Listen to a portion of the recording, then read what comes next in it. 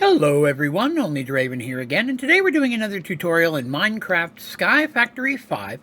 Today we're going to be showing you how to unlock the color Cyan, or if you've been following this series, is the last color we need to unlock to have all of them done.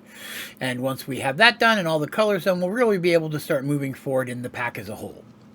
Now, if you find this video helpful and you like it, please be sure to click like.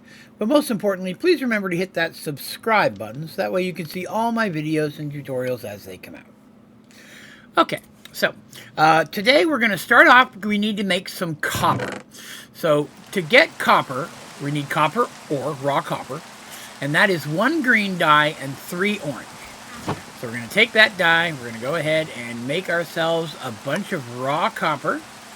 We're going to put that into a furnace or something that cooks or smelts, and we're going to turn that into copper ingots. We need 9 of them. Once we have 9 copper ingots, we're going to take those and we're going to make a copper block.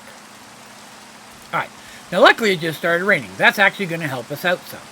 So to unlock Cyan, there's multiple ways like there are with many of the colors, but one of the easiest ones to do is to take a copper block and to just put it out into the world like this.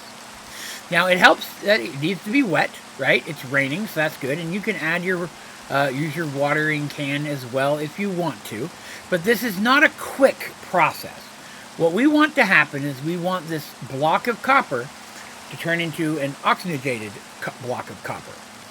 Now there are possibly 1 to 2 steps between that. It's going to turn into exposed copper and so on and so forth.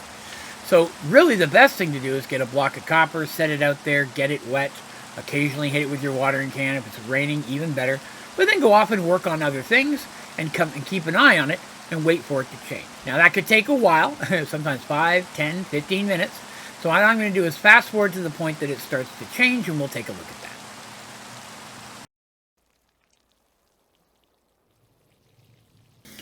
that. Alright, so as we can see, the block is finally switched over to its next phase, where it says exposed copper. It's not done yet. I do want to give you guys a heads up. At this point, it took about 16 minutes for it to go from a regular block of copper to exposed copper. But there's still another step, so we're going to let it keep going. I'll fast forward again.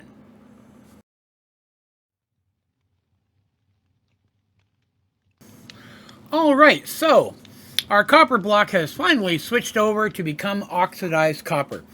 It went through 2 or 3 different changes in that time period, and to be honest with you, the time it took to go from a block of copper to oxidized copper was well over an hour, almost an hour and a half. Now, speaking with other members in the community and other people who play Minecraft, I've heard people do it in much shorter periods of time. The average time seems to be between 40 minutes and an hour with most people I've spoken to. So this process is doable, it is usable, but it is not fast. So as soon as you can make copper, so by that I mean as soon as you have access to orange and green dye, I recommend making a block of copper and putting it down so you can just wait on it to happen. But once the oxidized copper is complete, all you have to do is mine that block and pick it up, and there you go. We now have Cyan added to our palette. We have got the achievement for it, as well as unlocking all the different colors. So we now have access to all the different dyes and colors available. Now, Cyan, like all other dyes, once you have gone ahead and unlocked the color, if you look up that dye in the JEI, you'll see that Cyan dye is now available as a recipe, which is easily made with blue and green dye colors you've already unlocked. So there we go. That is, again, an easy, though long, experiment. But it is the last color, and they're now unlocked. So now moving forward, you have access to all those basic resources, and you can move forward with the remainder of this pack. Now, if you have any questions about this tutorial or any of my tutorials, please be sure to put that down in the comments, and I'll do my best to get back with you as quickly as I possibly can, as well as any recommendations or suggestions you might have for other tutorials you'd like to see in Sky Factory 5. I'm always looking for new ideas. You can also go to my website, Onlydraven.com, and there are places to submit questions, feedback, or recommendations via email, as well as links to all my social media accounts, and a bunch of other fun stuff you might find useful. But that is going to do me for today. Thank you very much for watching. Have a great day.